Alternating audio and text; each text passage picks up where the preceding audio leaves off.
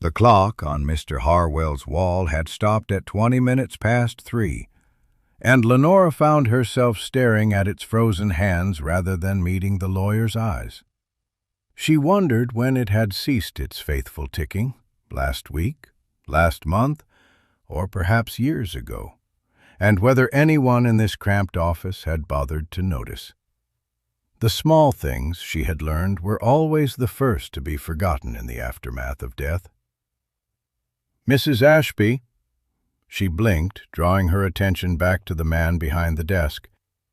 Cornelius Harwell was a narrow creature, all sharp angles and thinning hair pomaded flat against his skull.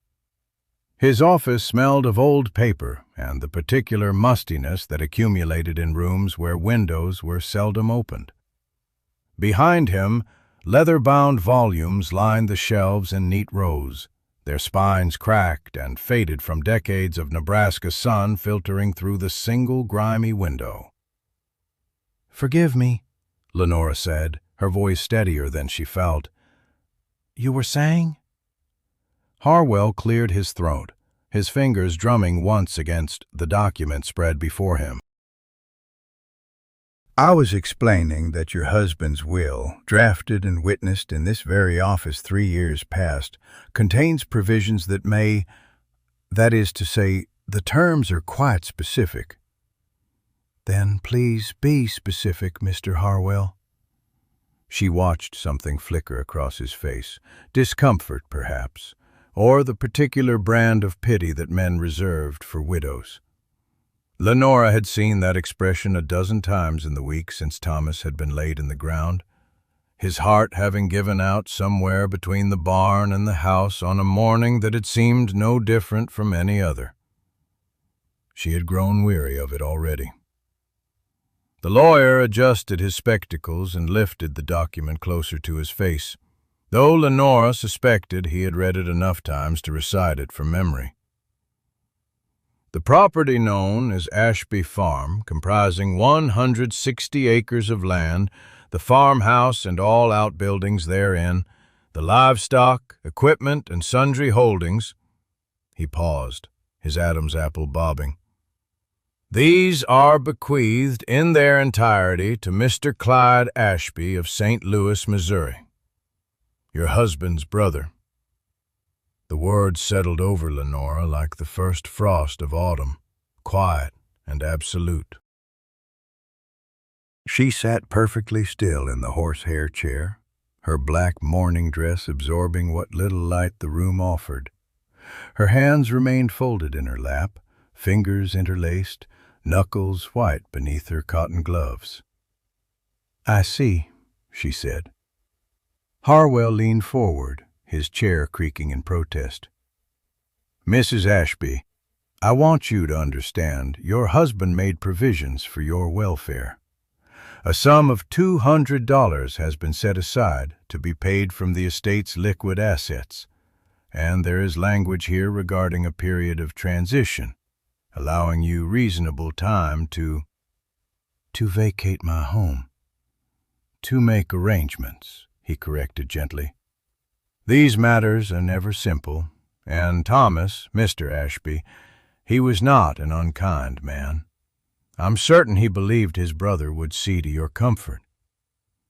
Lenora allowed herself a small, brittle smile. "Did my husband discuss this belief with you, Mr. Harwell? Did he explain why a brother he hadn't seen in 7 years would concern himself with the comfort of a woman he's never met?" The lawyer's silence was answer enough. She rose from the chair, her movements deliberate and controlled. The room seemed smaller standing, the walls pressing inward with their burden of legal texts and yellowed certificates. Through the window she could see Main Street stretching toward the horizon, the false-fronted buildings of town giving way to the endless prairie beyond. Somewhere out there, 12 miles distant, her farm, Thomas's farm, she corrected herself, Clyde's farm, waited beneath the April sky. "The will," she said, turning back to face Harwell. "When was it written? You said 3 years past?" November of 1882, shortly after the harvest that year, if I recall. 3 years. Lenora calculated backward through the seasons, through the droughts and the floods and the locusts that had descended like biblical plague, through the nights she had sat up with sick cattle, and the days she had worked alongside the hired hands until her muscles screamed and her hands bled, through the careful management of accounts that had kept them solvent when half the farms in the county had failed. Thomas had written his will that November, and he had never thought to mention it. "Is there no provision," she asked carefully, "for the labor invested in the property?" For the improvements made, the debts paid, the law's quite clear on these matters, Mrs. Ashby. Harwell's voice carried the weight of genuine regret. A wife's labor belongs to her husband's estate. Any improvements made during the marriage are considered part of the property itself. I'm sorry. Don't be. Lenora pulled on her gloves, though they had never been removed. The gesture was automatic, a remnant of the manners her mother had instilled in her 32 years ago in a farmhouse not unlike the one she now stood to lose. You are merely the messenger, Mr. Harwell. I'll not fault you for the message. She was halfway to the door when his voice stopped her. There is one other matter. Lenora turned, her hand resting on the brass doorknob. The metal was cool against her palm, grounding her in the present moment when everything else seemed to be slipping away. Your husband employed a man, Harwell continued, consulting his papers. A Mr. Samuel Reeves. He's been working the farm for, 4 years now? Nearly 5. The words came automatically. She knew Samuel's tenure to the month, could mark the seasons by his steady presence in the fields, in the barn, in the small cabin beyond the main house where he took his meals alone. What of him? The will makes no mention of his employment. Technically, any arrangement Mr. Ashby made with him terminated upon your husband's death. Mr. Clyde Ashby will need to decide whether to retain his services or... Harwell spread his hands in a gesture of helpless bureaucracy. Or dismiss him. Just so. Lenora nodded slowly, adding this information to the growing weight she carried. Samuel Reeves, who had pulled Thomas's body from the mud where it had fallen. Samuel, who had ridden into town to fetch the doctor and then the undertaker and finally the minister. Samuel, who had dug the grave himself because the ground was still half frozen and the grave digger's fee was more than Lenora could spare. When does Mr. Clyde Ashby arrive? She asked. I've sent word to St. Louis. The letter should reach him within the week. I expect he'll make arrangements to travel shortly thereafter.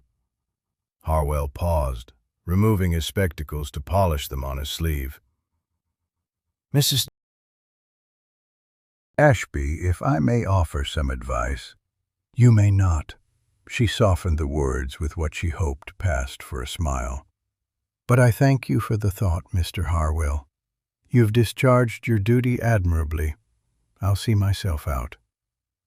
The street outside was loud after the muffled quiet of the lawyer's office, full of the ordinary commerce of a Tuesday afternoon.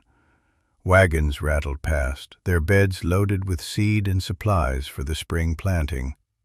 Women in calico dresses moved between the mercantile and the post office, their voices carrying snatches of gossip that would, Lenora knew, soon include her name. The widow Ashby, they would say. Did you hear? The farm went to the brother, the one from back east.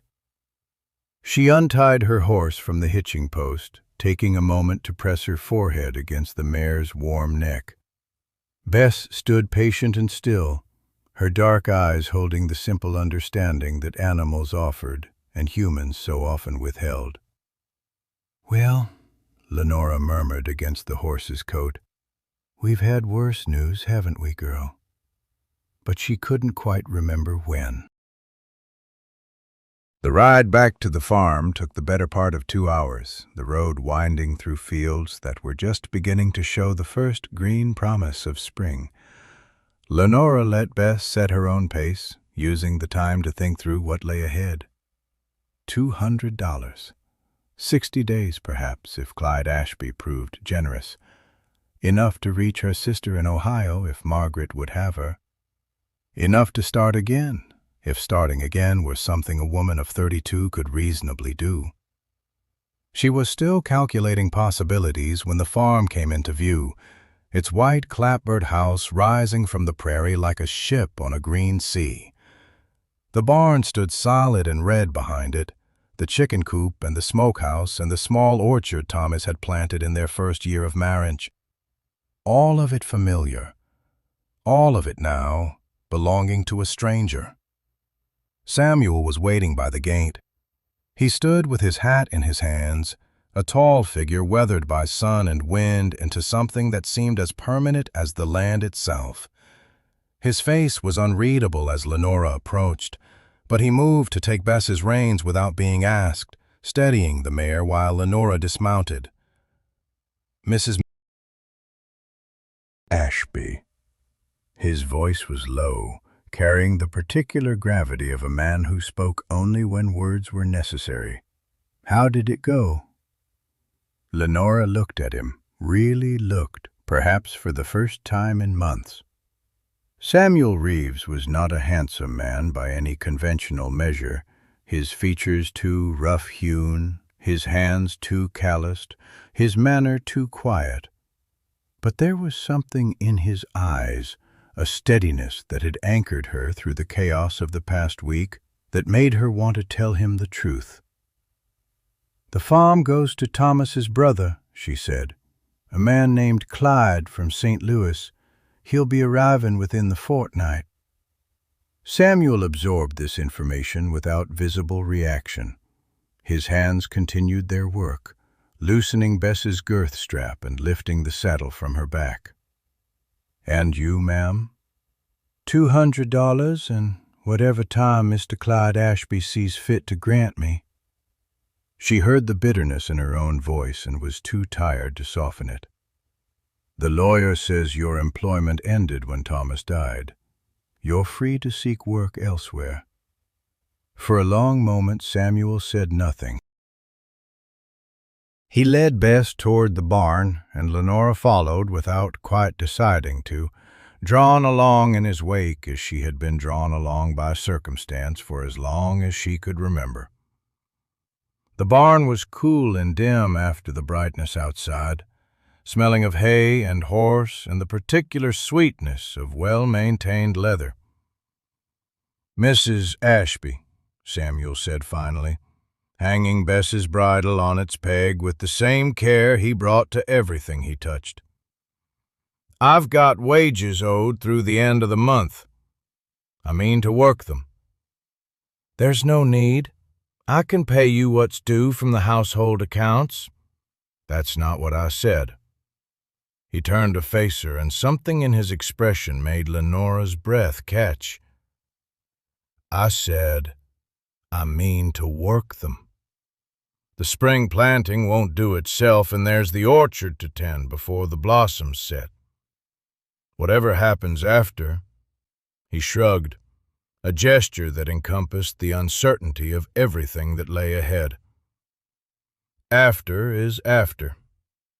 But the land doesn't wait for lawyers and wills and men from St. Louis."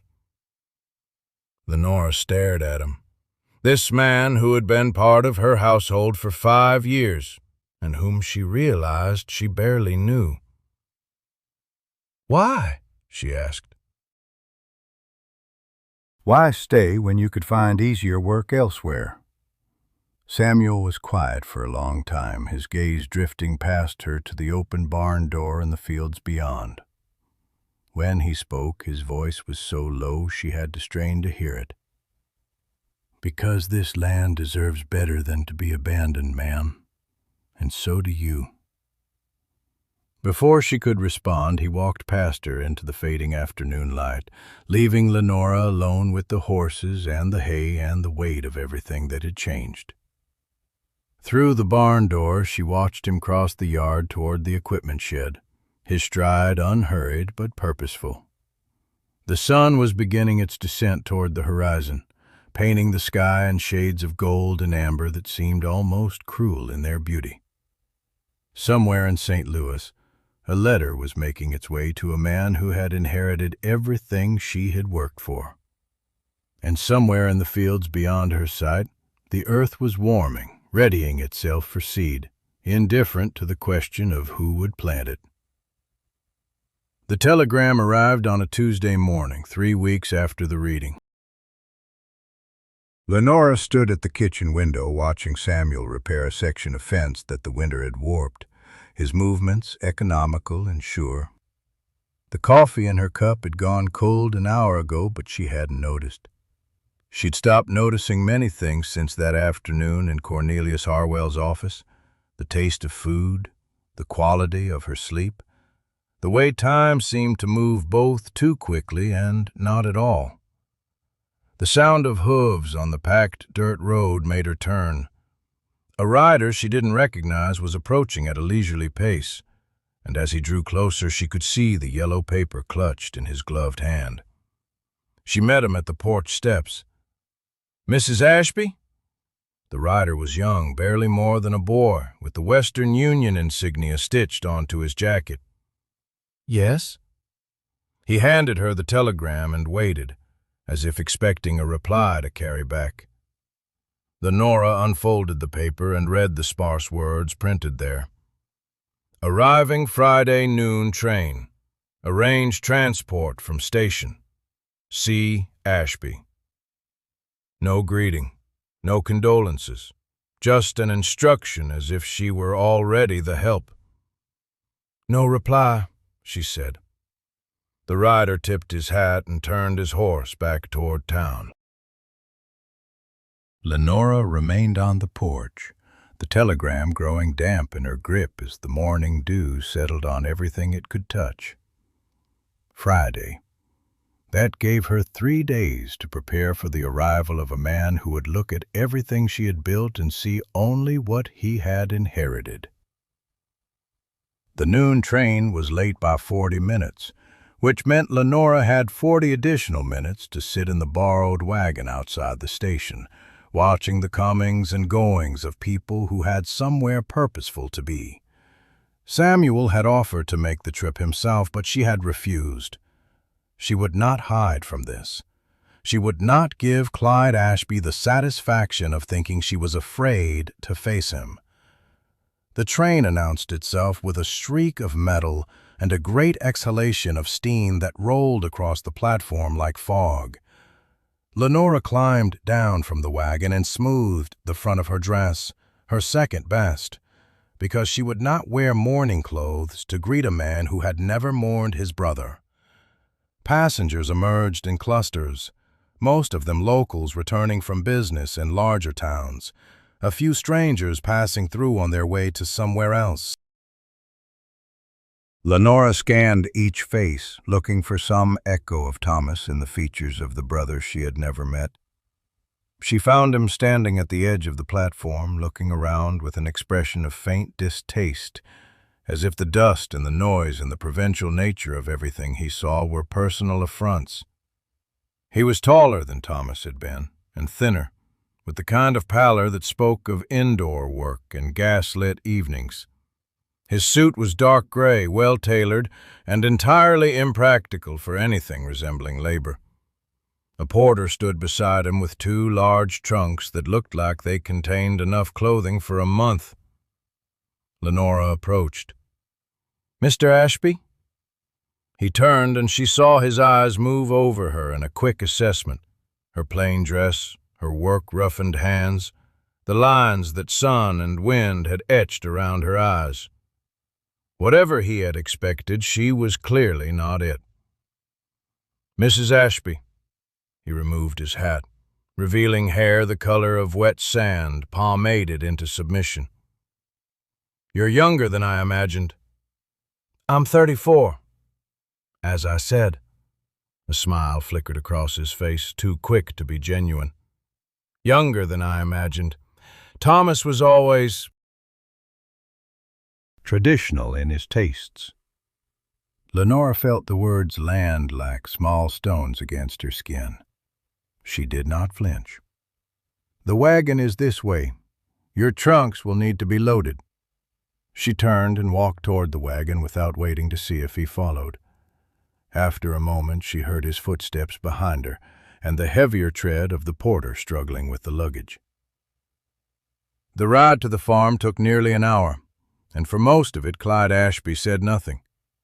He sat beside her on the wagon seat, his hands resting on his knees, his eyes moving over the landscape with the detached curiosity of a man viewing paintings in a gallery.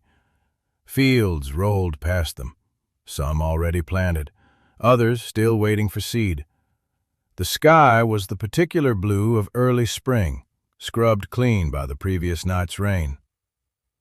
"Thomas wrote about this place," Clyde said finally, breaking the silence. "In his letters, though he stopped writing regularly some years ago.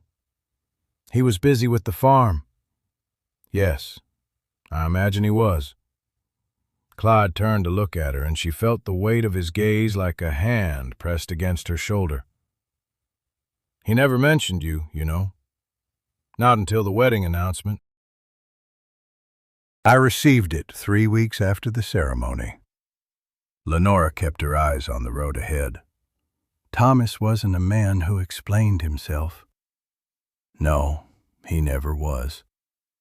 Something shifted in Clyde's voice, a note of old bitterness, perhaps, or simply the recognition of a shared understanding. Our father was the same way, made decisions and expected the world to arrange itself accordingly. And did it? Often enough to make him insufferable. The smile again, that quick flicker. I see Thomas inherited the tendency. They crested the final hill and the farm spread out before them, the house with its wraparound porch, the red barn, the fields stretching toward the tree line, the orchard with its rows of apple trees just beginning to show the first hints of blossom. Lenora watched Clyde's face as he took it in, looking for some sign of what he was thinking. What she saw was calculation. "It's smaller than I expected," he said. 160 acres. The orchard is 20 of that. The rest is split between wheat, corn, and pasture for the livestock." "And it's profitable?" "It keeps us fed." "It pays its debts." Clyde made a small sound that might have been acknowledgement or might have been dismissal. "The railroad company has offered to buy the land. Did the lawyer mention that?" Lenora's hands tightened on the reins. "He did not." "They're extending a line through this region. They need right-of-way, and apparently this property sits directly in their preferred path." He gestured toward the horizon, where the land dipped and rose in gentle undulations. "They've offered a considerable sum, enough to make the inheritance worth something more than dirt and obligation." The wagon wheels creaked as they turned onto the drive that led to the house. In the distance, Lenora could see Samuel emerging from the barn, his posture alert, watching their approach. "You're planning to sell?" she said. It was not a question. "I'm planning to consider my options." Clyde straightened his cuffs, a gesture that seemed more habit than necessity. "I have a business in St. Louis, a successful one. I have no interest in becoming a farmer, Mrs. Ashby. Surely you can understand that." "What I understand is that this land has been in your family for 2 generations. Your grandfather cleared it." "Your father built the house, Thomas?" She stopped, the name catching in her throat like a burr. "Thomas is dead." Clyde's voice was not unkind, but it was firm. "Whatever he built, whatever he intended, It doesn't change the fact that I am now the owner of this property, and I must decide what to do with it." The wagon came to a stop in front of the house. Samuel was crossing the yard toward them, his stride unhurried but watchful. Lenora climbed down before Clyde could offer assistance, not that he seemed inclined to. "Mrs. Ashby." Samuel nodded to her, then turned his attention to the man descending from the wagon. "You must be Mr. Ashby's brother." "I must be." Clyde looked Samuel over with the same assessing gaze he had turned on Lenora at the station. "And you are?" "Samuel Reeves. I work the farm." "Ah, the hired hand." Clyde brushed dust from his sleeve. "Thomas mentioned you in his letters. Said you were reliable." "I try to be." "Good. Then you can see to the trunks." Clyde turned toward the house without waiting for a response. "Mrs. Ashby, I assume there's a room prepared?" Lenora watched him climb the porch steps, his polished shoes incongruous against the worn wood. "The guest room, second door on the left upstairs." He disappeared inside without another word. Samuel moved to stand beside her, both of them looking at the door through which Clyde had vanished. The silence between them was comfortable, familiar. The silence of two people who had learned to read each other's moods without the need for speech. "Railroad," Samuel said finally. "You heard." "Sound carries." He lifted one of the trunks from the wagon bed, handling its weight with ease. "He means to sell." "He means to consider his options." Lenora heard the bitterness in her own voice and did not try to soften it. Which is the same thing, spoken by a man who doesn't want to admit he's already made up his mind. Samuel set the trunk on the porch and returned for the second. "What will you do?" It was the question she had been asking herself for 3 weeks, turning it over in her mind like a stone worn smooth by water. What would she do? Where would she go? The $200 Thomas had left her would not last long, and she had no family to return to, no skills that translated to town work, no prospects that did not involve starting over from nothing. "I don't know," she said. Samuel lifted the second trunk and paused, looking at her with an expression she could not quite read. "The land needs tending. Frost is coming, maybe tomorrow night, maybe the night after. The orchard will need smudge pots if we're going to save the blossoms." "I know." "Does he?" Lenora looked toward the house where she could see movement behind the guest room window, Clyde Ashby surveying his new domain from above. "I doubt he's ever seen a smudge pot in his life." Samuel nodded slowly. "Then I suppose he's about to learn what this place requires." He carried the trunk inside, leaving Lenora alone in the yard with the horses and the wagon, and the weight of everything that was about to change. The sun was high overhead, but she felt cold, as if the late frost Samuel had predicted was already settling into her bones. Somewhere inside the house, a man with soft hands and a railroad company's offer was unpacking his trunks, preparing to decide the fate of everything she had ever worked for. And somewhere in the fields beyond her sight, the apple blossoms were opening, fragile and hopeful, utterly unaware that their survival now depended on a man who had never learned what it cost to make things grow. The grandfather clock in the parlor had belonged to Thomas's mother, shipped piece by piece from Pennsylvania before the war. It had survived the journey in 3 separate crates, wrapped in quilts that his mother had sewn herself, and Thomas had spent 2 full days reassembling it when he was barely 20 years old. The clock had marked time in this house for 37 years, its steady heartbeat accompanying births and deaths, droughts and harvests, the quiet accumulation of a life built from stubborn earth and stubborner will. Now it ticked away the minutes of Lenora's dispossession, while Clyde Ashby sat in Thomas's chair, examining papers he had spread across Thomas's desk. 60 days, Clyde said, not looking up from the documents. That seems more than fair, given the circumstances. Lenora stood near the window, her hands clasped before her in a posture that might have looked demure to a man who didn't know better. She'd learned long ago that men often mistook stillness for submission, and she'd used that misconception to her advantage more times than she could count. 60 days, she repeated, to leave the home I've maintained for 11 years, the home my brother built.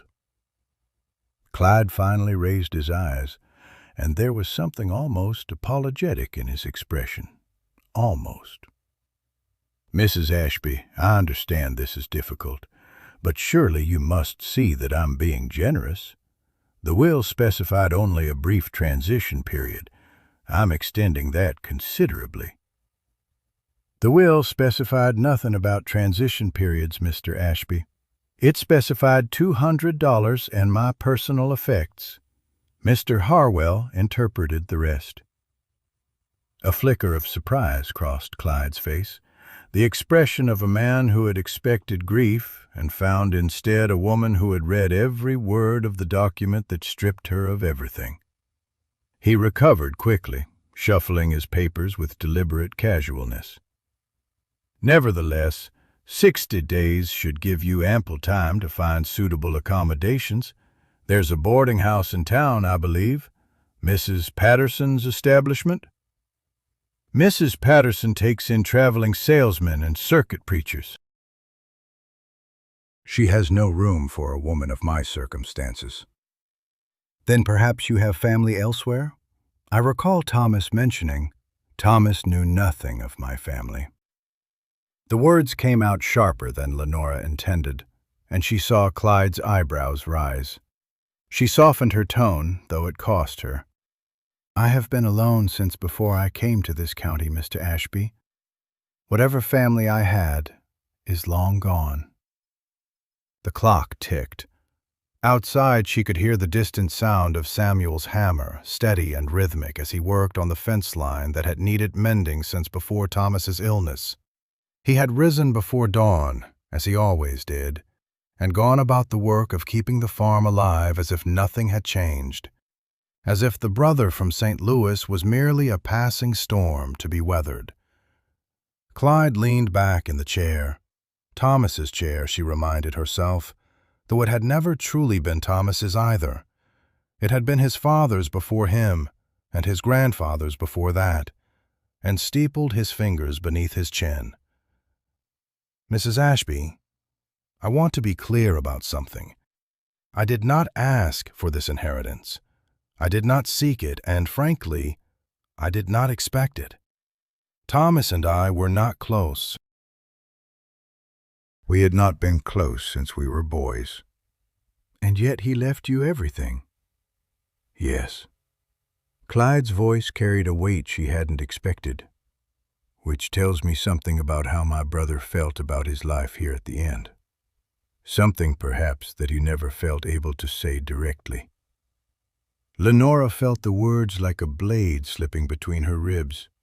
She had wondered, in the dark hours since the reading, what Thomas had meant by this final act, whether it was punishment or simply the cold logic of blood over bond, whether he had ever truly seen her as a partner or merely as another hired hand, useful but ultimately replaceable.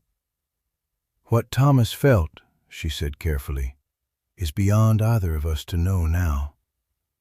Perhaps. Clyde gathered his papers into a neat stack, aligning the edges with the precision of a man accustomed to orderly documents and predictable outcomes. But what I feel is quite clear. I have no desire to be a farmer, Mrs. Ashby. I have no intention of learning. The Midland Pacific Railroad has made me an offer for this land that would allow me to return to St. Louis and resume my life without ever thinking about apple orchards or livestock again. And you intend to accept this offer? I intend to consider it carefully. He met her eyes, and for a moment she saw something that might have been uncertainty beneath his polished exterior. The railroad's representative will arrive in 3 weeks to finalize the terms. Until then, I must decide whether to sell the entire property or explore other options. Other options. The house and immediate grounds might be separated from the agricultural acreage. There are legal mechanisms. You would sell the orchard to the railroad and keep the house as a what? A country retreat for your visits from St. Louis? Clyde's jaw tightened. I would keep my options open, Mrs. Ashby, as any sensible businessman would. The front door opened and both of them turned toward the sound.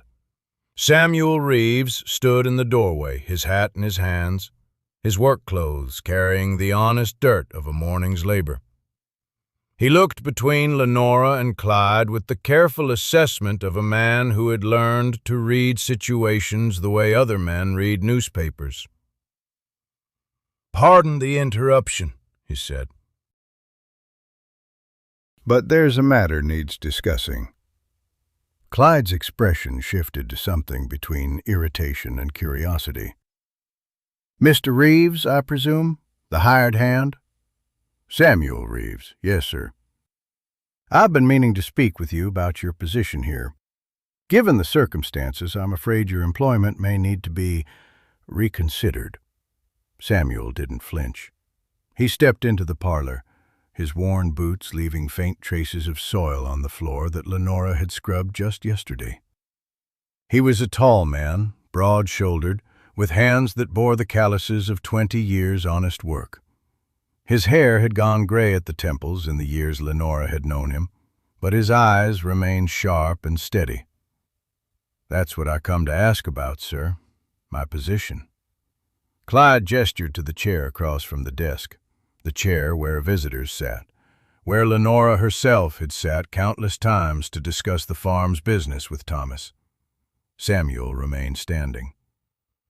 "I've been working this land for 7 years, Samuel said. "Came on when Mr. Ashby's health first started failing, though we didn't know then how bad it would get. I know every acre, every fence line, every quirk of the soil and the water and the weather.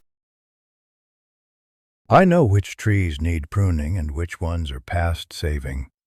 I know where the creek floods in spring and where the ground holds frost longest in fall." "An impressive resume," Clyde said dryly. "But I'm not certain what—" "I'm asking to stay on." The words hung in the air. Lenora watched Samuel's face, searching for some sign of what he was thinking, but he had always been difficult to read. In 7 years of working alongside him, she had learned his moods by the set of his shoulders and the rhythm of his work, not by anything he said aloud. "Stay on," Clyde repeated. "In what capacity exactly?" "Same as before, managing the daily operations, keeping the place running until you decide what you're going to do with it." Samuel's gaze was steady, unwavering. "You said yourself you've got no intention of learning to farm. Someone's got to do the work while you're considering your options." Clyde leaned forward, his interest visibly sharpening. "And what would you expect in return for this continued service?" "Same wages Mr. Ashby paid, room in the hired man's quarters, and one other thing." "Which is?" Samuel turned to look at Lenora. His expression didn't change, but something passed between them. A question, perhaps, or a recognition of shared circumstance. "Mrs. Ashby stays," he said, "in the house, for as long as the farm remains a working farm." The silence that followed was so complete that Lenora could hear her own heartbeat, could hear the clock's steady ticking, could hear the wind moving through the apple trees outside the window. "I beg your pardon?" Clyde's voice had gone cold. She knows this place better than anyone alive. Better than me, even. She's kept the books, managed the household, nursed the livestock through sickness and the orchards through drought. You want the farm to hold its value while you're deciding what to do with it? You need her here. Mr. Reeves, I hardly think I'm not asking you to give her anything that's yours by right. Samuel's voice remained calm, but there was iron beneath it. I'm asking you to be practical. You can't run this place from St. Louis. I can't run it alone. And if you let it fall apart before the railroad makes their offer, you'll get half what the land is worth. Clyde's face had gone red, but Lenora could see him calculating, weighing the hired hand's words against his own plans. He was a businessman, after all. He understood leverage. "This is highly irregular," Clyde said finally. "Farming usually is, sir." Another long silence. Lenora found that she had stopped breathing, that her hands had tightened into fists at her sides. She had not asked Samuel to speak for her. She had not asked anyone to speak for her since she was 17 years old and learned that the only voice she could trust was her own. But she did not stop him. "I'll consider it," Clyde said. "The 60 days stands for now.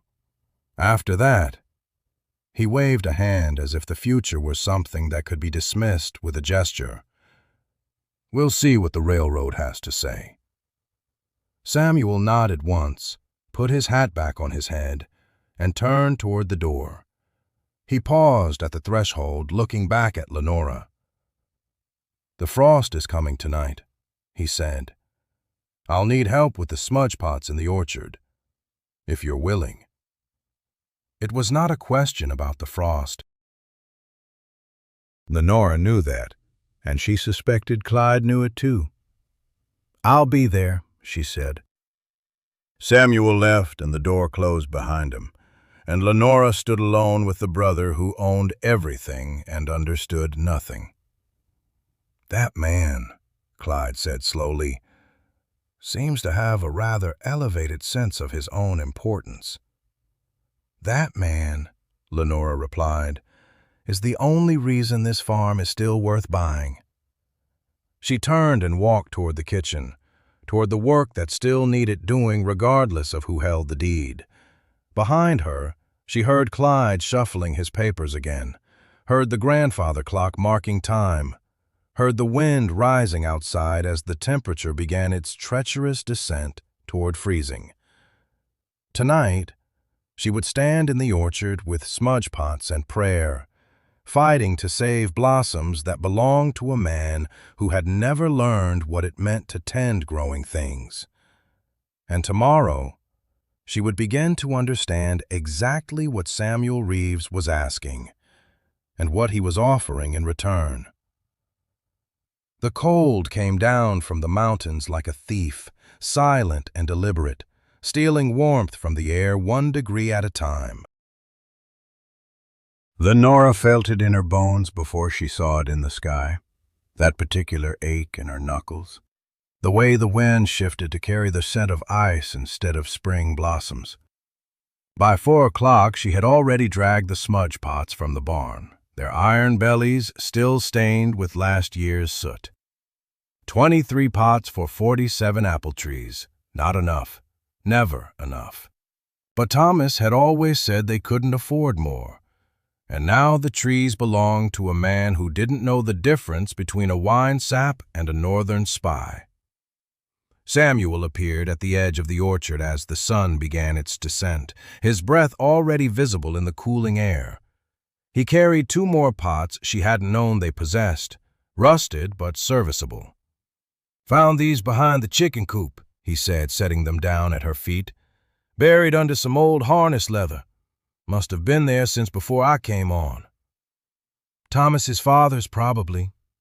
Lenora straightened from filling the nearest pot with kerosene-soaked rags and wood chips. He planted these trees 40 years ago, before the war. Samuel nodded, his eyes moving across the orchard with the practiced assessment of a man who understood what was at stake. The apple trees were just coming into full bloom, their branches heavy with white and pink blossoms that would become fruit come autumn, if they survived the night.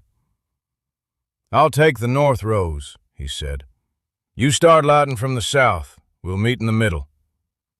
It wasn't a question, and Lenora didn't treat it as one. She simply handed him a box of matches and turned toward the southern edge of the orchard, where the oldest trees stood like patient sentinels against the darkening sky. Clyde appeared on the back porch just after sunset, his city coat pulled tight against the chill. He stood watching for several minutes before descending the steps and picking his way across the uneven ground toward where Lenora knelt, coaxing flame into a reluctant smudge pot. "What exactly is happening here?" His voice carried the bewildered tone of a man confronting a ritual he couldn't comprehend. Lenora didn't look up. "Frost's coming. Temperature drops below 28 degrees, these blossoms freeze. Blossoms freeze, there's no fruit. No fruit, there's no harvest. No harvest." She finally raised her eyes to meet his. "Well, I imagine you can follow the arithmetic from there." "And these pots?" He gestured at the nearest one, which had begun to emit a thin curl of dark smoke. "Smudge pots. The smoke and heat rise, create a layer of warm air around the trees, keeps the worst of the frost from settling on the blossoms." The pot caught fully, and Lenora rose, brushing dirt from her skirts. "It's not perfect. Some years we lose half the crop anyway. But it's better than standing by and watching everything die." Clyde's gaze moved across the orchard, taking in the scattered pots, the climbing smoke, the figure of Samuel moving methodically between the far rows with his matches and his quiet purpose. "How long does this take?" "All night, if the frost holds. Someone has to keep the pots burning, watch for any that go out, relight them before the cold settles in." Lenora moved to the next pot in her row. "You should go back inside. This isn't work for city clothes." She expected him to take the dismissal gratefully, to retreat to the warmth of the house and the papers that seemed to occupy his every waking moment. Instead, Clyde remained where he stood, his polished shoes sinking slightly into the soft earth between the tree rows. "Show me what to do." Lenora paused, the match in her hand unlit. "What?" "These trees." Clyde's voice was strange, uncertain in a way she hadn't heard from him before. "They're mine now, apparently. I should understand what that means." For a long moment, she simply stared at him. The fading light caught the sharp angles of his face, so like Thomas's and yet so different, softer, unmarked by sun and wind and the particular weariness that came from working land that never stopped demanding. "You'll ruin those shoes," she finally said. "I have others." She handed him the matches. "Light the wick at the center. Wait until you see steady flame. Then move to the next one. Don't let any go out for more than a few minutes or the cold will find its way in." The hours passed in smoke and silence. The temperature dropped steadily as the stars emerged, hard and bright in the cloudless sky, beautiful and treacherous, the kind of clear night that pulled heat from the earth like water from a wrung cloth. Lenora moved through the rows with the efficiency of long practice, her hands working even as her mind wandered to other frost nights, other battles against the indifferent cruelty of weather. She remembered Thomas beside her in the early years, before his back gave out, before he started spending more time with his ledgers than his land. She remembered the year they lost everything anyway, despite their efforts, and how they'd eaten nothing but potatoes and preserved beans until the following harvest brought them back from the edge of ruin. She found Clyde near the center of the orchard around midnight, crouched beside a smudge pot that had begun to sputter. His fine coat was streaked with soot, his hands blackened, his carefully pomaded hair falling in disarray across his forehead. He was trying to coax the dying flame back to life with the desperate concentration of a man who had finally encountered a problem that couldn't be solved with contracts and calculations. "More kindling," Lenora said, kneeling beside him. "The rags burn out faster than the wood catches." You have to keep feeding it. She reached into the canvas bag at her hip and pulled out a handful of wood shavings, tucking them around the smoldering center of the pot. The flame caught, grew, steadied. Clyde sat back on his heels, breathing hard. "I've been doing it wrong. The whole row." "I noticed. Samuel's been following behind you, fixing them." She nodded toward the northern section, where the hired man's lantern bobbed between the trees. "He didn't want to embarrass you by saying anything." "Considerate of him." Clyde's voice held no sarcasm, only exhaustion. He looked down at his ruined hands, turning them over as if seeing them for the first time. Thomas never wrote about any of this. His letters were always about, I don't know, politics, the railroad coming through, the price of grain in Chicago. He laughed, short and bitter. "I thought I understood what a farm was." "No one understands until they've lived it." Lenora rose, her knees protesting the cold ground. "And even then the land finds new ways to teach you how little you know." She moved to check the next pot, but Clyde's voice stopped her. "Why did he leave it to me?" The question hung in the smoky air between them. Lenora turned slowly, studying the man who had arrived 3 days ago with his soft hands and his assumptions, who now knelt in the dirt with soot on his face and something like genuine bewilderment in his eyes. "I've been asking myself that same question since the lawyer read the will." I hadn't spoken to Thomas in 7 years. We weren't close. Even as boys, we were never close. Clyde shook his head. He was the older one, the responsible one. I was the disappointment who went to the city and made money in ways our father didn't approve of. Thomas inherited the family expectations, and I inherited the family's contempt. Yet he left you everything. Yes. Clyde rose unsteadily to his feet, and I cannot for the life of me understand why. Unless... He stopped, his jaw tightening. Unless what? Unless he wanted to make sure you had nothing. That everything you'd built together went to someone who would sell it, tear it apart, turn it into something unrecognizable. His eyes met hers in the flickering light of the smudge pots. My brother was not a cruel man when I knew him. But people change. And I've begun to wonder what kind of man he became in the years we didn't speak. Lenora felt something shift in her chest, not forgiveness, not yet, perhaps not ever, but a crack in the wall of anger she had built around herself since that day in the lawyer's office. "He wasn't cruel," she said slowly, "but he was proud, and he never forgave easily." What couldn't he forgive in you? The question cut deeper than Clyde could have known. Lenora turned away toward the trees, toward the smoke rising like prayers into the frozen sky. "That's not a conversation for tonight. Tonight we keep the blossoms alive."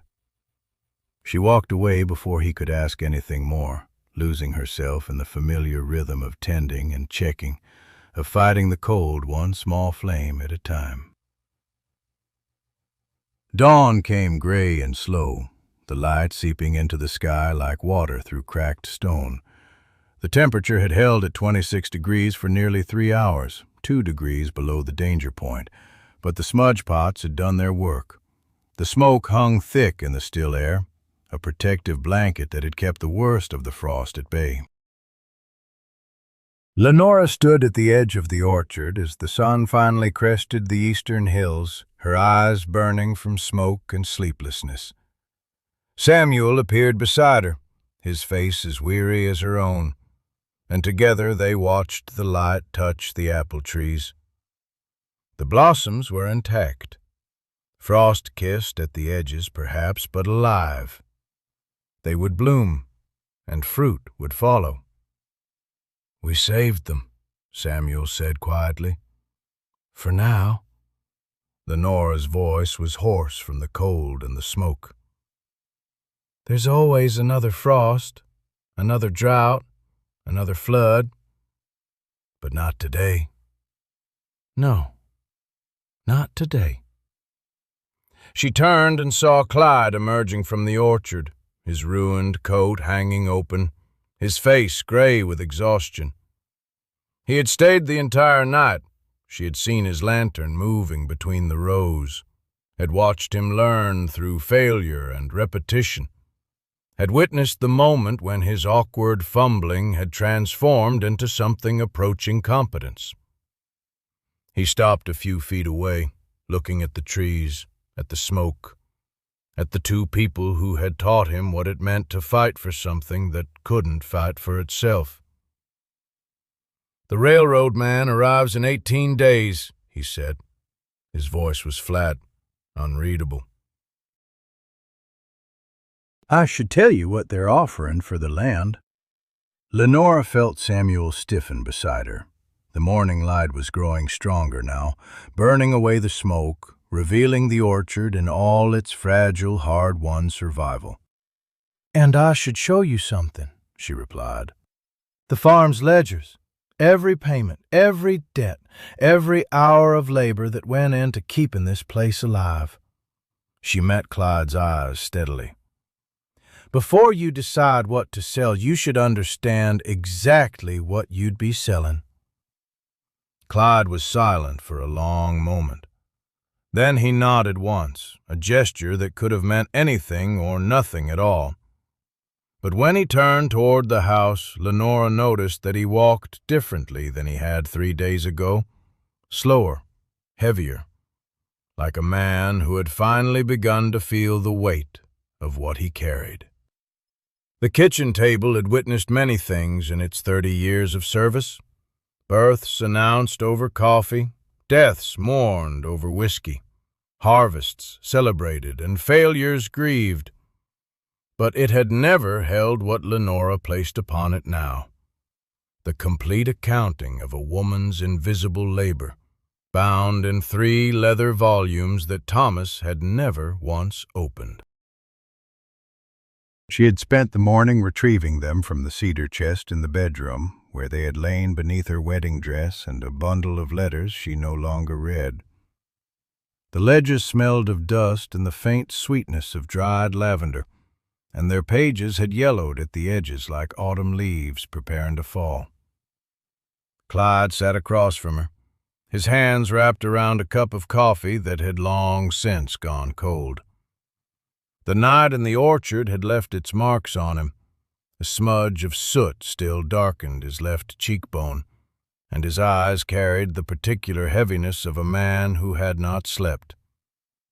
But he had appeared at breakfast without complaint, and when Lenora mentioned the ledgers, he had simply nodded and waited. Samuel stood by the window, his shoulder against the frame, watching the morning light creep across the fields. Lenora had asked him to stay, not because she needed a witness, but because these numbers belonged to him, too, in ways that Clyde could not yet understand. "Thomas kept the official accounts," Lenora began, opening the first ledger. "The ones the bank sees?" Income from crops, expenses for seed and equipment, payments on the mortgage. She turned the book so Clyde could see the neat columns of figures, all in Thomas's careful hand. Everything proper and legal. Clyde leaned forward, studying the pages with the attention of a man accustomed to financial documents. These look sound enough. The farm was profitable? In good years, marginal in others. Lenora closed that ledger and set it aside. But those numbers don't tell the whole story. They never do. She opened the second volume, her own ledger, the one she had kept in secret for 8 years. The handwriting here was smaller, more cramped, as if she had been trying to fit too much truth into too little space. "This is what I tracked," she said.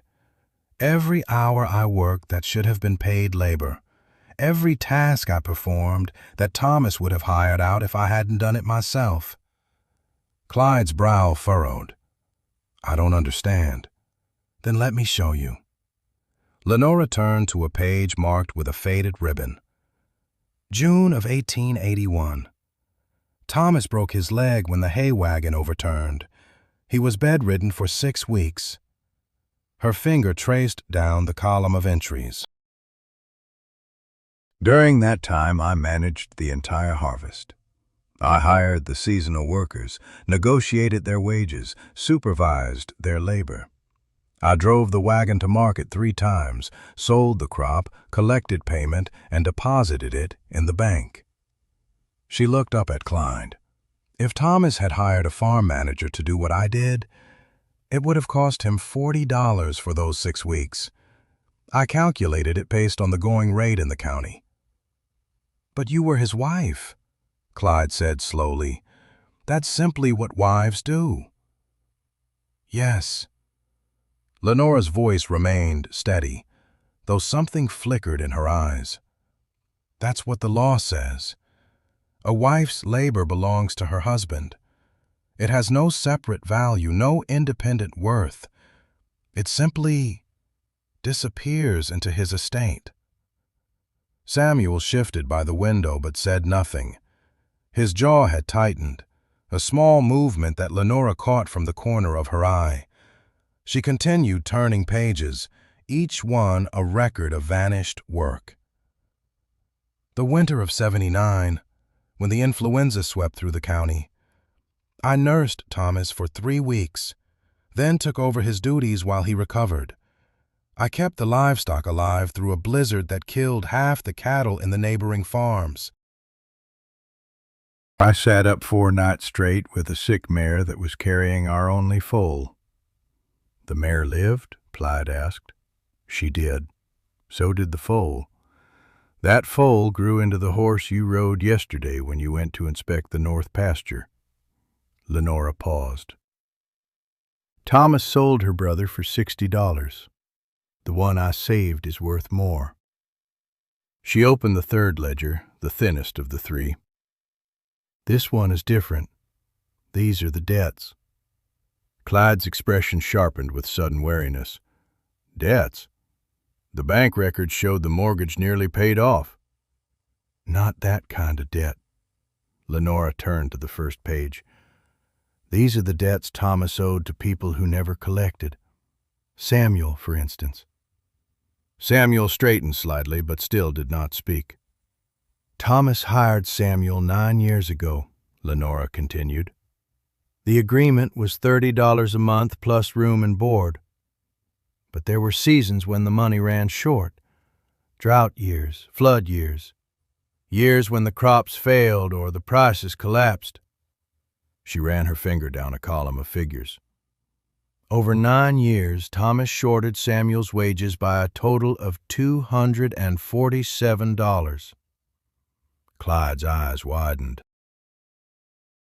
"That's nearly a year's pay." Samuel never complained, never threatened to leave. He simply kept working, kept trusting that the money would come eventually. Lenora looked toward the window where Samuel stood motionless in the morning light. "Thomas always meant to make it right. He told me so every time he had to short the wages. "I'll pay Samuel back when the orchard comes in," he'd say, "or when the wheat prices rose, or when the new calves sold." But he never did, Clyde said quietly. He never did. And now he never can. Lenora closed the ledger with a soft sound that seemed too gentle for the weight of what it contained. "The will left everything to you, Clyde. The land, the house, the livestock. But it also left you these debts, the ones that don't appear in any legal document, the ones that exist only in the memories of the people who are owed." Clyde sat back in his chair, his face pale beneath the lingering soot. "Why are you showing me this? What do you want me to do?" "I want you to understand." Lenora's voice carried no accusation, no plea, only the flat certainty of a woman who had spent too many years being misunderstood. "When you sell this farm to the railroad, you won't just be selling 160 acres of dirt. You'll be selling 8 years of my labor that was never compensated. You'll be selling 9 years of Samuel's trust that was never repaid. You'll be selling the orchard I saved last night, and the mare I nursed through fever, and the fences I helped mend, and the crops I helped harvest." She leaned forward, her hands flat on the table. "The law says all of that belongs to you now. The law says you can do whatever you want with it. But I thought you should know exactly what you're holding before you let it go." The silence that followed was heavy, pressing down on the kitchen like the weight of unshed rain. Clyde stared at the ledgers as if they might burst into flames, his soft hands clenched around his cold coffee cup. Finally, Samuel spoke. His voice was rough, unused to carrying so many words at once. "She's not telling you everything." Both Lenora and Clyde looked at him in surprise. Samuel pushed away from the window and walked to the table, his boots loud on the wooden floor. He picked up Lenora's second ledger and turned to a page near the back, one that Lenora had not shown. "This page," he said, holding it out to Clyde. "Read it." Clyde took the ledger with uncertain hands. His eyes moved across the entries, and slowly his expression changed from confusion to something that might have been shame. "These are—" He stopped, swallowed, tried again. "These are payments. To Samuel. From Lenora." "Every month for the past 3 years," Samuel confirmed. "When Thomas couldn't pay my wages, she did. Out of her egg money, her butter money, the little she earned selling preserves at the church market." He looked at Lenora with an expression she had never seen on his weathered face, something raw and unguarded. "I tried to refuse. She wouldn't let me."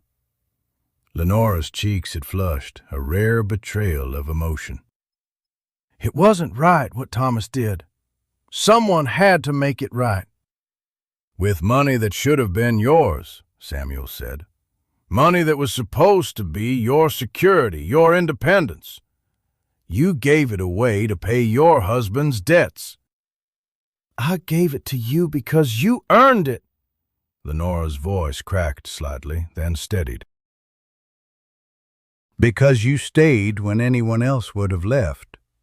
Because you worked this land like it was your own, even when you knew it never would be." Clyde set down the ledger with hands that trembled slightly. When he spoke, his voice was hoarse.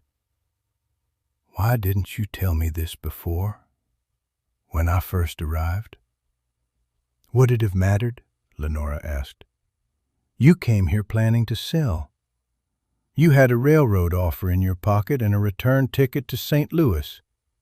What difference would my ledgers have made to a man who saw this place as nothing but a line item in an inheritance?" Clyde flinched as if she had struck him. "That's not fair." "No," Lenora agreed. "None of this is fair. That's rather the point." She gathered the ledgers and held them against her chest like a shield, or perhaps like a child she was protecting from harm. "The railroad representative arrives in 2 weeks," she said. "You have until then to decide what kind of man you want to be. The kind who sells other people's labor for profit, or the kind who finds another way."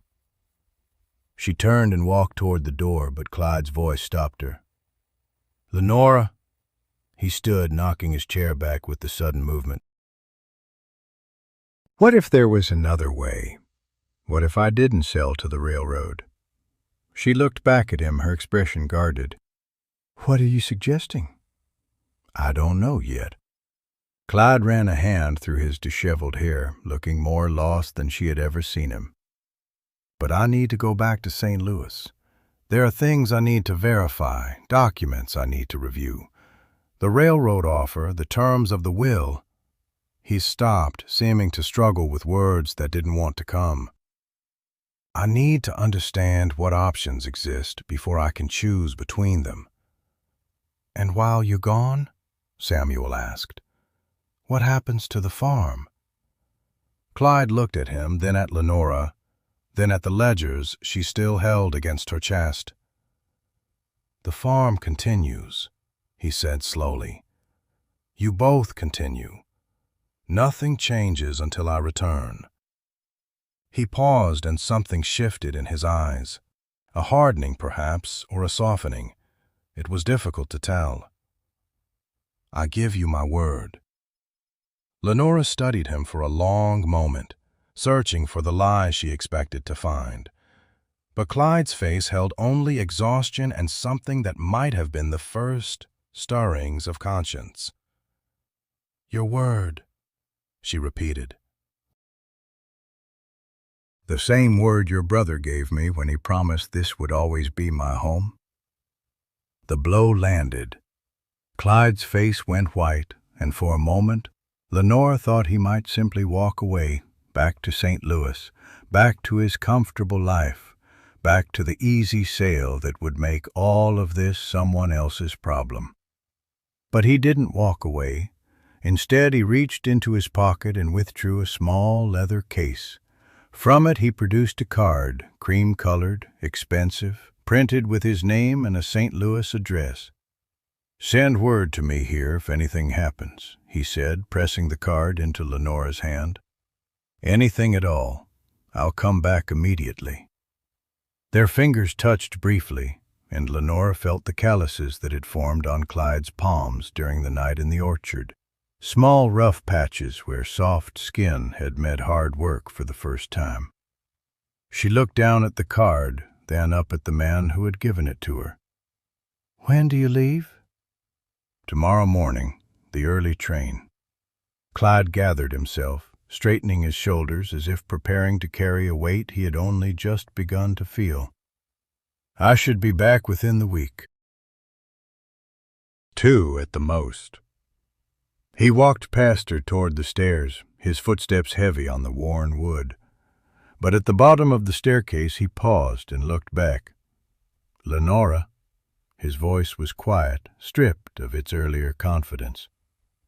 "My brother was a fool. Not for leaving you the farm, he couldn't have known what would happen, but for never seeing what he had, for never understanding what you gave him." He climbed the stairs without waiting for a response, leaving Lenora and Samuel alone in the kitchen with 3 ledgers and a silence that felt different than before. Samuel moved first, crossing to where Lenora stood frozen by the door. "You think he means it?" he asked. "About finding another way?" Lenora looked down at the card in her hand, at the elegant script that spelled out Clyde Ashby's name and address. "I think," she said slowly, "that he wants to mean it. Whether that's enough—" She shook her head. "I've learned not to trust what men want, only what they do." Samuel nodded, accepting this wisdom as he accepted everything, quietly, without argument. "I'll check the orchard," he said. "See if last night's work held." He was halfway to the door when Lenora's voice stopped him. "Samuel," She waited until he turned. "The money I paid you, I don't regret it. Not a single penny." Something moved across his face, too quick to name. "I know," he said. "That's what makes it hard." He left, and Lenora stood alone in the kitchen, holding a dead man's ledgers and a living man's promise, wondering which one would prove more reliable in the end. Through the window she could see Samuel walking toward the orchard, his figure growing smaller with distance. Beyond him the apple trees stood in their careful rows, their blossoms intact, saved by a night of smoke and labor and unexpected alliance. The farm had survived another crisis. But the true test was still coming, and it would arrive not with frost or flood, but with a train from St. Louis, and whatever decision Clyde Ashby carried back with him. Lenora pressed the card against her chest next to the ledgers and allowed herself one small, dangerous thing: hope. The morning of Clyde's departure arrived wrapped in mist, the kind that rose from the creek bottom and settled over the fields like gauze over a wound. Lenora stood at the kitchen window watching the fog lift in slow, reluctant stages, revealing the world piece by piece, first the fence posts, then the barn's dark silhouette, then the orchard beyond, its blossoms now safely past the danger of frost. 3 weeks had passed since that night among the smudge pots. 3 weeks since Clyde had knelt in the dirt and learned what smoke tasted like when breathed for hours. 3 weeks since the ledgers had been opened and their contents laid bare like bones unearthed from shallow graves. And now he was leaving. She heard his footsteps on the stairs, lighter than Thomas's had ever been, more tentative, as if even now he wasn't certain the house would bear his weight. He appeared in the kitchen doorway wearing his St. Louis suit, the same one he'd arrived in, though it hung differently on him now. The shoulders seemed looser somehow, or perhaps he simply stood differently inside them. "Coffee's on the stove," Lenora said without turning. "Biscuits are in the warming drawer." "You didn't have to. It's what I do." She finally faced him. "What I've always done." Clyde nodded, accepting this without argument. He'd learned in these 3 weeks when to push and when to simply receive what was offered. He poured himself coffee and stood by the table, not sitting, as though sitting might make the moment too permanent. "The train leaves at 9:30, he said. "I know." She checked the schedule herself, though she wouldn't tell him that. "Samuel's bringing the wagon around." "I could walk to town. It's not so far." 3 miles in that suit carrying your bag? You'd arrive looking like you'd been dragged behind the wagon instead of riding in it." She allowed herself a small smile. "The railroad men might think twice about doing business with a man who can't manage basic transportation." It was as close to a joke as she'd permitted herself with him, and Clyde's expression shifted, surprised, then something softer. Grateful, perhaps, or simply tired of the careful distance they'd both maintained. "Lenora," he set down his cup, "about the railroad offer." "Don't," she held up her hand. "Don't tell me what you're planning. Don't make promises you might not keep. Go to St. Louis, talk to your railroad men, look at whatever papers need looking at. Then come back and tell me what you've decided." "And if I decide to sell?" The question hung in the air between them, heavy as the morning fog had been. "Then you sell." Her voice was steady, though something in her chest pulled tight. "It's your land, Clyde. The law made that clear enough. I've made my case, the ledgers, the labor, all of it. Samuel's made his. But in the end, the decision is yours to make." That's remarkably reasonable of you. I'm not unreasonable. I never was. She turned back to the window, watching Samuel emerge from the barn leading the draft horse.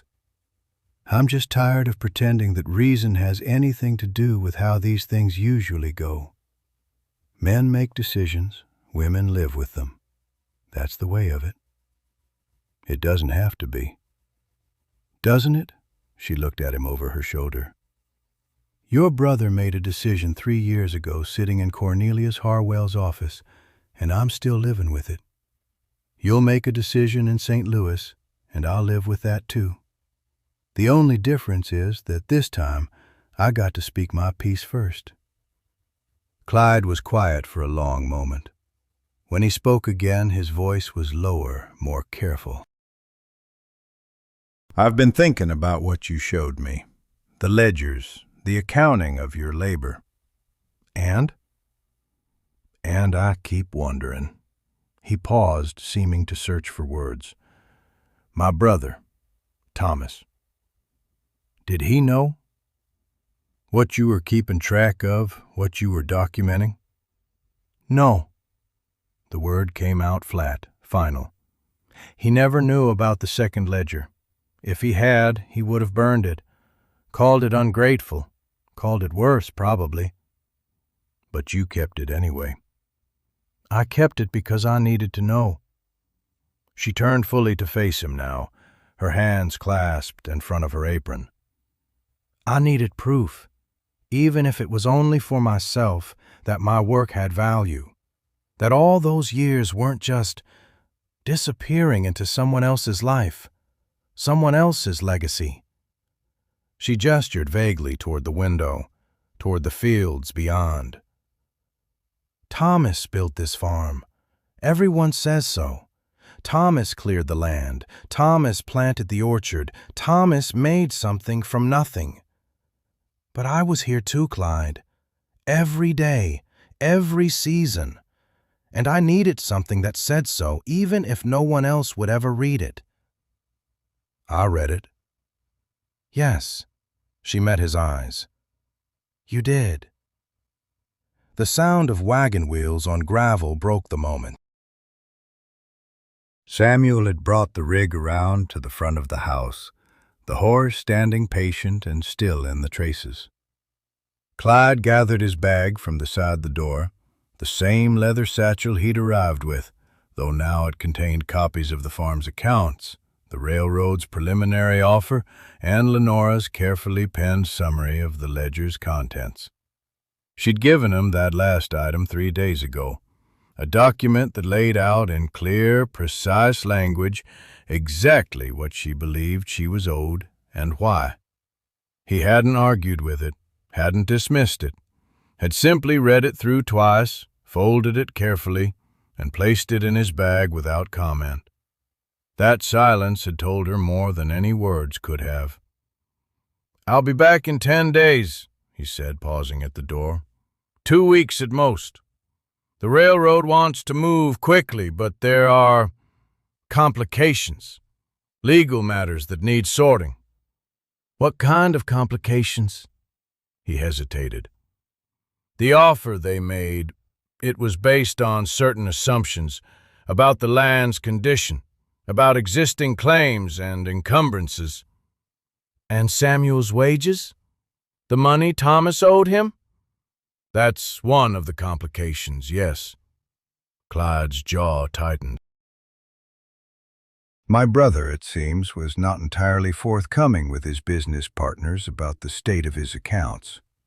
There are other debts, too, smaller ones, but they add up. The railroad's lawyers will want to see everything settled before any sale can proceed. Lenora felt something shift in her chest, not quite hope, but something adjacent to it. "So the sale isn't certain?" "Nothing is certain." He opened the door, letting in the cool morning air. "But I want you to know, whatever I decide, it won't be made lightly, and it won't be made without considering everything you've shown me." She wanted to believe him. God help her, she almost did. "Safe travels, Clyde." He nodded once, then stepped out onto the porch. Samuel was waiting by the wagon, holding the horse's bridle with the easy confidence of a man who'd spent more of his life with animals than with people. He didn't look up as Clyde approached, but something in his posture suggested he was listening, always listening, to everything that happened around him. "Mr. Ashby." His voice was neutral, neither warm nor cold. "Samuel?" Clyde climbed up onto the wagon seat, settling his bag beside him. "I trust you'll keep things running while I'm away." "Been keeping things running for 9 years. Don't expect that to change." The words carried no particular edge, but Clyde heard the subtext clearly enough. He'd learned to hear it these past weeks, the quiet assertions of competence and ownership that Samuel wove into even the most ordinary statements. "The north fence needs mending," Clyde said. "I noticed it yesterday walking the property line. Noticed it 3 weeks ago. Already got the posts cut. Was planning to set them tomorrow, weather permitting." Of course he was. Of course he'd already seen what needed doing and planned for it without being asked, without being told. That was the thing about Samuel. He didn't wait for instructions. He simply did what the land required, as naturally as breathing. "Lenora mentioned you've been here since before my brother married her." "That's right. 9 years is a long time to work a piece of land." Samuel finally looked up, meeting Clyde's eyes with that steady, unreadable gaze. "Longer than you've known it existed, I expect." It wasn't an accusation exactly. Just a statement of fact, delivered with the same flatness that characterized most of Samuel's speech. But Clyde felt the weight of it nonetheless. The years of labor, the intimate knowledge of every acre and fence post and tree, the investment of time and sweat that couldn't be measured in dollars or documented in ledgers. "I'll be back in 2 weeks," Clyde said. "Maybe less." "We'll be here." We. Not I, not the farm. We, Samuel and Lenora, bound together by circumstance and shared purpose, waiting to learn their fate from a man who'd arrived as a stranger and would return as, what? Their savior? Their executioner? Clyde wasn't sure which role he was meant to play. He wasn't sure he got to choose. Samuel released the horse's bridle and stepped back, and the wagon lurched forward onto the rutted track that led to town. Lenora watched from the porch until the wagon disappeared around the bend in the road, swallowed by the lingering morning mist. Then she stood there a while longer, her hands wrapped around a cooling cup of coffee, letting the silence settle around her. Samuel returned an hour later, the wagon empty, the horse's coat dark with sweat from the round trip. "Train left on time," he reported, unhitching the traces with practiced efficiency. "Saw him board myself." "Did he say anything before he left?" "Said he'd be back in 2 weeks. Samuel paused, his hands still on the harness.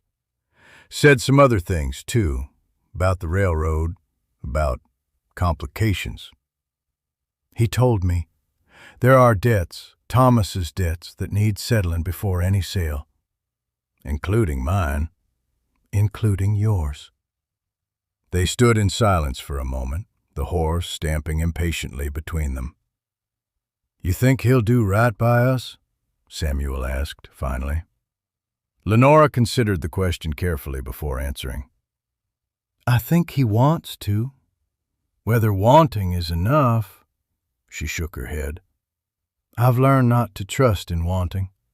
Wanting doesn't pay debts or sign deeds or keep the frost off the blossoms." "No," Samuel agreed. "It doesn't." He led the horse into the barn, and Lenora turned back toward the house, toward the empty rooms and the waiting ledgers and the long days ahead. 2 weeks. 14 days to wonder and worry and work because the work never stopped, not for uncertainty, not for hope, not for anything. She was halfway to the door when she noticed it, a folded paper on the porch railing, weighted down with a smooth river stone. It hadn't been there when Clyde left, she was certain of it. She picked it up with trembling fingers and unfolded it. The handwriting was unfamiliar, not Clyde's careful script, not Samuel's rough printing. Someone else entirely. Mrs. Ashby, it read. The railroad's offer is not what it seems. Ask about the western section. Ask what they found there.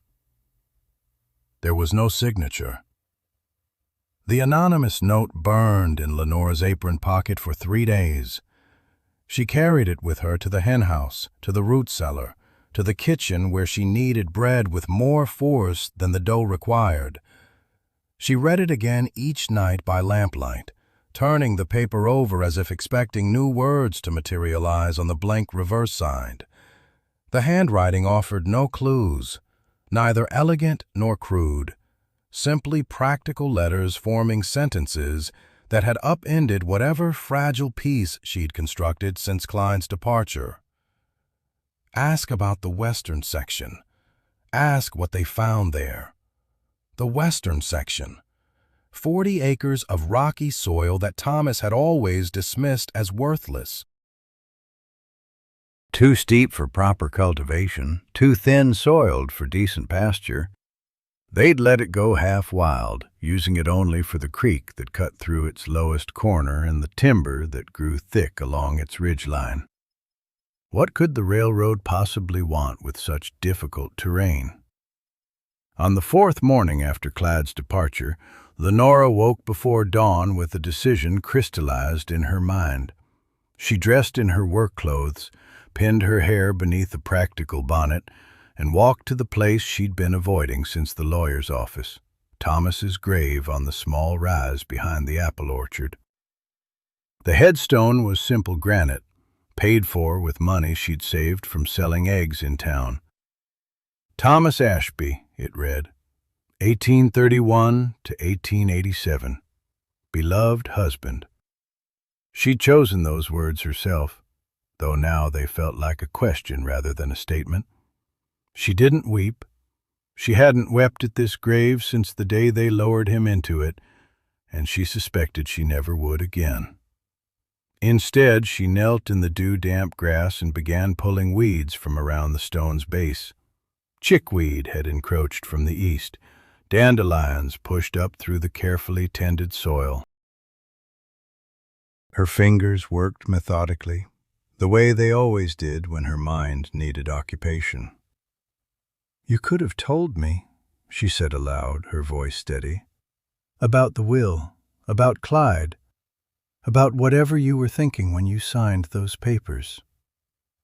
The grave offered no response. It never did. "I kept your house," she continued, yanking a particularly stubborn root free. "I kept your orchard alive through 2 droughts and that flood in '84.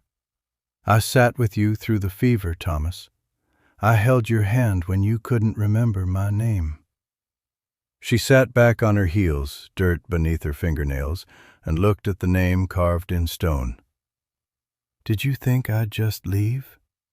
That I'd take your $200 and disappear like I was never here at all?"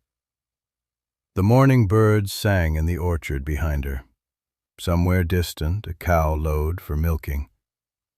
"I'm not leaving," Lenora said.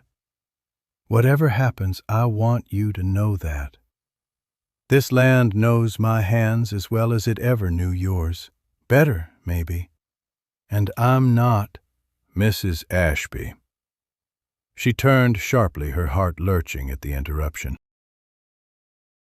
Samuel stood at the edge of the rise, his hat in his hands, his weathered face carrying an expression she couldn't quite read.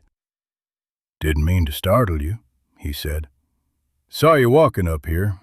Thought you might want company, or might want to be left alone."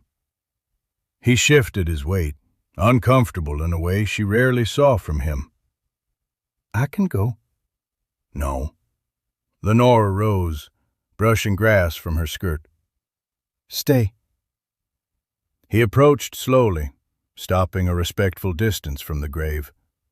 For a long moment they stood in silence, looking at the stone that marked the end of a man neither of them had fully understood. 9 years I worked for him, Samuel finally said.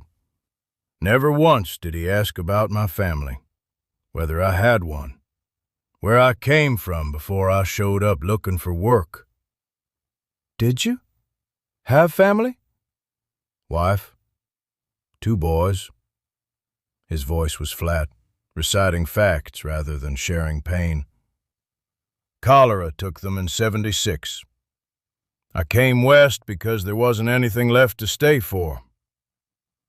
Lenora absorbed this, the first personal information Samuel had volunteered in all the years she'd known him. I'm sorry. Long time ago now. He put his hat back on as if the confession required armor. Point is, Thomas never asked. Never wondered about the man sleeping in his barn, eating at his table. I was just hands to him, hands that did work. You are more than that to me, Lenora said quietly. Samuel met her eyes. I know. That's why I stayed. The morning light was strengthening now, burning off the mist that clung to the lower fields. From this rise, Lenora could see nearly the whole farm spread out below them. The house with its weathered clapboards, the barn that needed a new roof, the orchard where 47 trees were setting fruit after their battle with the frost. And beyond it all, rising toward the western horizon, the rocky terrain that someone thought was worth lying about. Samuel. She reached into her apron pocket and withdrew the note. Someone left this on the porch the day Clyde departed. He took it, read it twice, and handed it back. His expression had shifted into something harder, more alert. Western section, he said. The railroad's been surveying out there. What? Saw them myself about 2 weeks back. 3 men with equipment taking measurements along the ridge line. Thought they were just mapping the route for the tracks. Lenora's mind raced. But the proposed line doesn't go through the western section. Clyde showed me the maps. The railroad wants to cut through the valley, through our best bottomland. That's what they said they wanted. She stared at him, understanding dawning, cold and sharp. You think they found something on the western section? I think someone wants you to ask questions before Clyde, signs any papers. Who would send this? Who would care enough to warn me? Samuel shook his head. Could be anyone. Railroad deals bring out enemies. Someone who lost land to Midland Pacific before. Someone who works for them and doesn't like what they're doing. He paused. Could be someone in town who remembers you've been a fair neighbor. Lenora folded the note carefully and returned it to her pocket. The weight of it felt different now, not just mysterious but potentially powerful. I need to see the western section, she said. Today, before Clyde returns. I'll take you. They walked together down from the rise past Thomas's grave, through the orchard where tiny green apples were beginning to form on branches that had nearly died a month ago. The morning was fully arrived now, the sky a pale blue that promised heat later. Somewhere in St. Louis, Clyde was meeting with railroad men who apparently knew something about her land, about his land, that they hadn't bothered to disclose. The western section took nearly an hour to reach on foot, the terrain growing rougher as they climbed away from the cultivated fields. Lenora had been out here perhaps a dozen times in 8 years, always briefly, always for practical reasons, checking on a wandering cow, gathering wild herbs, assessing timber for winter fuel. "There," Samuel pointed toward a cluster of rocks near the ridgeline. "That's where I saw them working." They climbed the final slope in silence, Lenora's breath coming harder from the exertion. When they reached the rocks, she saw immediately what Samuel meant. The ground had been disturbed, not casually, but systematically. Holes had been dug and partially filled in. Stakes with faded ribbons marked a grid pattern across the hillside. "They were looking for something specific," she said. Samuel knelt beside one of the filled holes and scooped away loose soil with his hands. About a foot down, his fingers encountered something hard. He dug further, then sat back and held up his discovery. It was a rock, but not like the limestone that dominated this region. This was darker, heavier, shot through with veins of something that caught the morning light. "What is it?" Lenora asked. "Don't know for certain." Samuel turned it over, examining the metallic threads. "But I've seen rock like this before. In Colorado before I came east. They were pulling it out of the mountains by the wagon load." "Colorado?" "Mining country." He met her eyes. "This could be ore, Mrs. Ashby. Could be the railroad isn't interested in your bottom land for tracks at all. Could be they want what's under this hill." Lenora took the rock from his hands. It was surprisingly heavy, dense with whatever secret it contained. Mineral rights.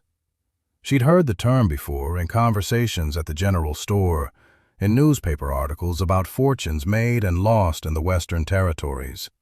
If there was valuable ore beneath this land, ore that the railroad had discovered through their surveying, then their offer to Clyde was likely a fraction of the property's true worth. "Clyde doesn't know," she said. "He can't know. The railroad wouldn't tell him." "No. They'd want to buy the whole farm quick, before anyone figured out what they'd found." She looked out over the rocky terrain, the 40 acres that Thomas had dismissed as worthless, that she'd barely bothered to walk in 8 years of marriage. Beneath her feet, potentially, lay the answer to everything. The means to buy the farm outright, the leverage to renegotiate with the railroad, the proof that Midland Pacific had been dealing in bad faith from the beginning. "We need to get word to Clyde," she said, "before he signs anything." "Train station has a telegraph office." "Yes." Lenora clutched the ore sample tight, feeling its weight like a promise. "But I don't know where he's staying in St. Louis. I don't know how to reach him." Samuel was quiet for a moment. Then, "I might." She turned to him sharply. "The lawyer," he said. "Harwell. He'd have Clyde's contact information for legal matters." Harwell. The name tasted bitter. The man who'd read her Thomas's will, who'd explained so carefully that a wife's labor belonged to her husband's estate. "He won't help me." "He made it quite clear whose interests he serves." "Then don't ask for help. Ask for information. Pay him if you have to." Samuel's jaw tightened.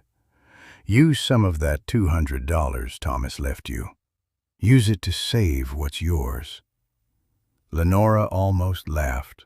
Would have if the situation weren't so precarious. Using Thomas's meager bequest to potentially reclaim everything he'd tried to give away. There was a justice in that, however bitter. "I'll go to town today," she said. "I'll find a way to reach Clyde." They began the walk back down toward the farmhouse, the morning sun warm on their backs, the ore sample heavy in Lenora's pocket beside the anonymous note. 2 pieces of evidence. 2 chances to change everything. They were halfway across the upper pasture when Samuel stopped abruptly. "Someone's at the house." Lenora shaded her eyes and looked. A horse and buggy stood in the yard, not the farm's wagon, but something finer.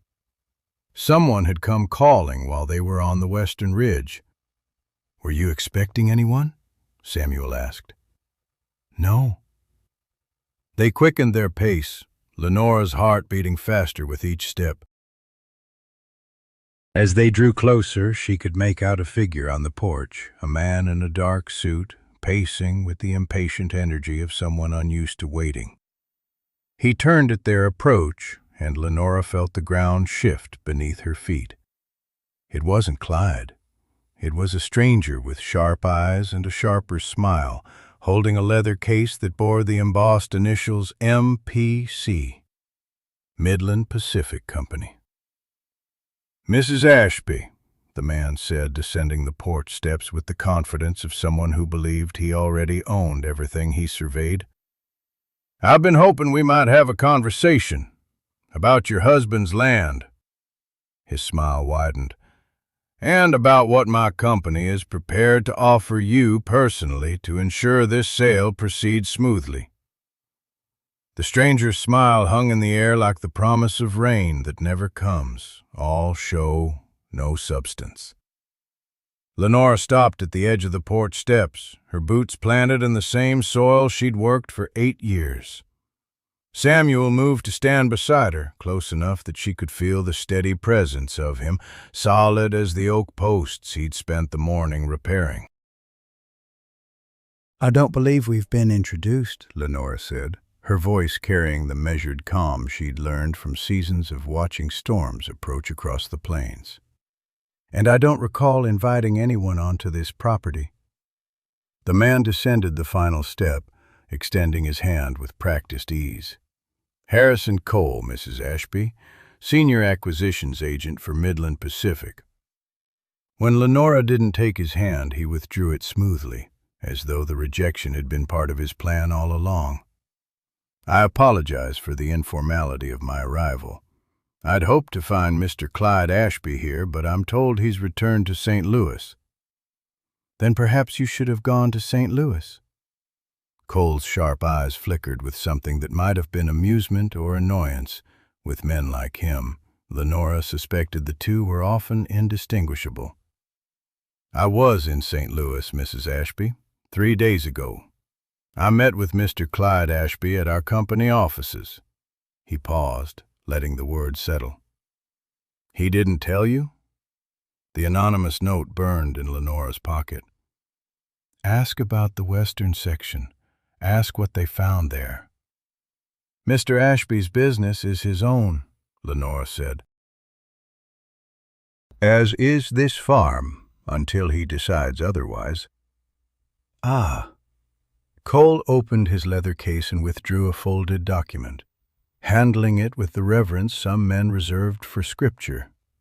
"That's precisely what I've come to discuss. You see, Mrs. Ashby, there's been a development regarding the western section of this property." Samuel shifted beside her. Lenora kept her eyes on Cole. "The railroad conducted surveys of this entire region 2 years ago," Cole continued. "Preliminary assessments for our expansion route. What we found on the Ashby land, specifically in the limestone formations along the western creek bed, changes the value proposition considerably." He smiled again, all teeth. "There's coal, Mrs. Ashby. A significant deposit. Enough to make this land worth considerably more than what we initially offered your brother-in-law." The words landed like stones dropped into still water, sending ripples through everything Lenora thought she understood. Coal. On the land Thomas had left to his brother. On the land she'd worked and bled for and been written out of inheriting. "And you're telling me this, why?" Lenora asked. "Because Clyde Ashby has made a decision that affects you directly." Cole's smile thinned. "He's refused our offer, all of our offers, including the substantially increased one we presented when we disclosed the survey results." He stepped closer, lowering his voice as though sharing a confidence. Mr. Ashby informed us that he intends to transfer the deed to you, Mrs. Ashby, entirely, without compensation. The ground beneath Lenora's feet seemed to tilt. She reached out instinctively, and Samuel's hand was there, rough, warm, steady, catching her elbow before she swayed. "That can't be right," she heard herself say. "I assure you it is." Cole's expression hardened, the pretense of friendliness falling away like a mask that no longer served its purpose. "Which is why I'm here, to make you the same offer we made him. The Cole rights alone are worth $15,000, Mrs. Ashby. We're prepared to offer $20,000 for the entire property with immediate payment upon signing." $20,000. More money than Lenora had seen in her entire life. More than Thomas had earned in all his years of farming. Enough to buy a house in town, to live comfortably, to never worry about frost or drought or failing crops again. She thought of her ledger, of the years of labor she'd recorded in her careful hand, assigning dollar values to work the world refused to recognize. She thought of Samuel's 9 years of shorted wages. She thought of the orchard they'd saved together, the 3 of them working through the night while smoke rose against the stars. "No," Lenora said. Cole blinked. "I beg your pardon?" "I said no, Mr. Cole. I'm not interested in your offer." "Mrs. Ashby, I don't think you understand." "I understand perfectly." Lenora straightened her spine, feeling something unfurl inside her chest, something that had been coiled tight for so long she'd forgotten it was there. "You want my land. You've wanted it since before Thomas died, probably. You found Cole, and suddenly this farm became something worth taking." She stepped forward, and to her satisfaction, Cole stepped back. "But here's what you don't understand, Mr. Cole. This land isn't just dirt and limestone and whatever you found buried beneath it. It's 8 years of my life. It's the orchard I planted with my own hands. It's the house I've kept standing through floods and droughts, and one husband who didn't see fit to trust me with his plans." She was close enough now to see the uncertainty flickering behind Cole's sharp eyes.